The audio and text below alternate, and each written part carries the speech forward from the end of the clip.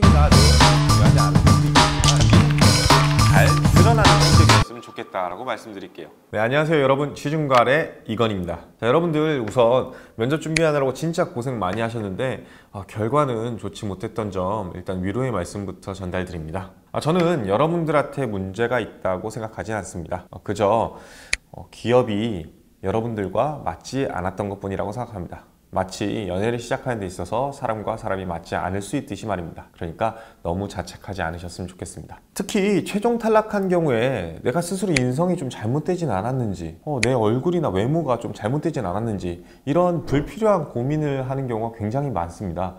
저는 이런 것들 절대 하지 말라라고 말씀드리고 싶어요. 너무 스스로 자책하지 않으셨으면 좋겠습니다. 분명히 여러분들을 기다리고 여러분들과 맞는 기업은 존재합니다. 포기하지 않고 다시금 앞을 바라본다면 그 꾸준함으로 인해서 분명히 여러분들한테 기회는 찾아올 것입니다. 하지만 그럼에도 불구하고 우리가 면접을 복귀하고 점검해 볼 필요성은 분명히 있습니다. 그렇기 때문에 오늘 이 시간에 여러분들과 함께 그 복귀 및 점검해야 되는 요소 3가지에 대해서 이야기를 나누고자 합니다. 자, 그 첫 번째 복귀 포인트는요, 자기소개서에 나와 면접에서 내가 일치했는가입니다. 우리가 서류를 통과하기 위해서 과도하게 자기소개서에 힘을 주는 경우가 있습니다. 그러다 보면 면접에서 과연 그것을 다 소화 가능할까요?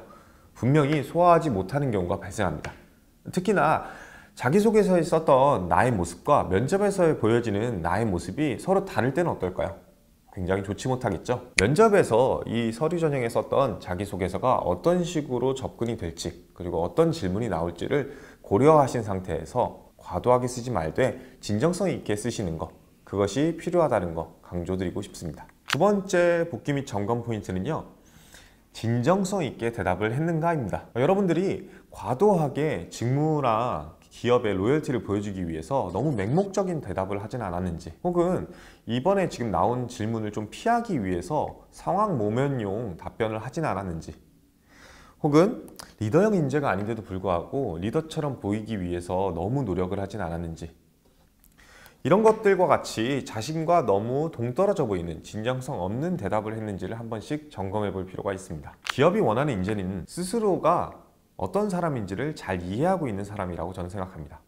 그리고 기업과 직무에 대한 이해는 이렇게 스스로에 대한 이해에서 비롯될 수 있다는 점을 강조드리고 싶습니다. 특히 특정 기업이 특정한 인재상만을 바란다는 생각은 조금 지양하셨으면 좋겠습니다. 예를 들면 어떤 기업이 리더만을 바란다든지 하는 것들이요, 리더가 아니신 분들이 굳이 리더로서 자신을 속이려고 하지 마세요. 여러분들은 여러분들만의 가치와 장점이 분명 존재합니다.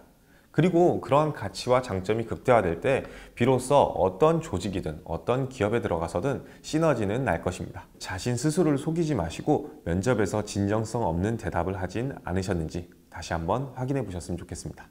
마지막 점검 포인트는요, 일관성 있는 답변을 하였는가입니다. 여러분들은 준비 과정에서나 혹은 면접 전형 그 안에서도 질문, 답변 그 하나하나에 집중하고 있을 수도 있습니다. 하지만 잘 생각해보면 면접은 대화입니다. 그렇기 때문에 앞에서 이야기했던 대답과 뒤에서 했던 이야기의 대답이 일관성이 없으면 어떨까요?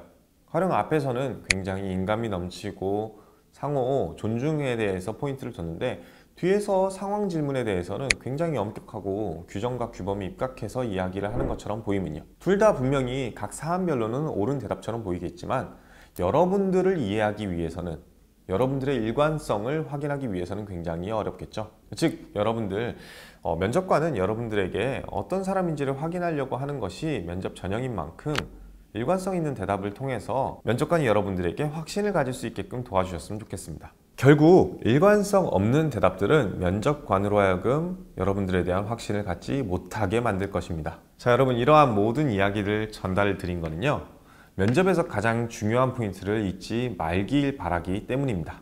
면접에서 가장 중요한 것은요, 나를 잘 보여주는 것이라 생각합니다. 그리고 그러한 나의 모습 중에 함께 일하고 싶은 사람으로서의 모습을 보여주는 것, 그것이 가장 중요한 포인트겠죠. 여기서 함께 일하고 싶은 사람이라는 거는 단순히 대단한 사람을 바라보기보단 부족한 것을 인정하고 개선하면서 발전 가능성을 가지고 있는 사람, 그리고 인간미가 있는 사람일 것입니다. 그리고 이러한 것이 전제가 된 사람들 중에 역량과 로열티를 가지고 있는 사람들이 결국에는 면접에서 최종적으로 합격하겠죠. 그렇기에 지금 우리가 할 일은 면접에서 어떻게 임할지부터 생각하는 것이 아니라 스스로에 대해서 돌아보는 것이라 저는 생각합니다. 스스로를 객관적으로 알고 나와 대화를 해보셨으면 합니다. 그리고 그렇게 알게 된 나를 어떻게 진정성 있게 면접관들에게 전달할지를 그 다음에 생각하셨으면 좋겠습니다. 합격했던 사람들과 비슷하게 말하려고 하는 것 과연 중요할까요? 아닙니다. 여러분들의 진정성 있는 모습, 그리고 그것 중에 기업과 면접관이 원할 만한 이야기들을 선별적으로 정리해서 전달하는 과정, 그것이 진정성 있고 일관된 면접 태도이자 기업이 여러분들에게 더욱더 확신을 갖게 될 요소라고 저는 생각합니다. 끝으로 다시 한번 말씀드립니다. 여러분들 너무 힘들어하지 않으셨으면 좋겠습니다. 그리고 자책 또한 너무 하지 않으셨으면 좋겠습니다. 분명히 기회는 다시 올 거고요. 여러분들과 맞는 기업은 분명히 존재합니다. 수많은 취준생들이랑 함께하면서 꼭 전달했던 한마디가 있습니다. 취업은 결과가 아니라 과정이다. 남들보다 취업 준비가 더 힘들 수도 있습니다.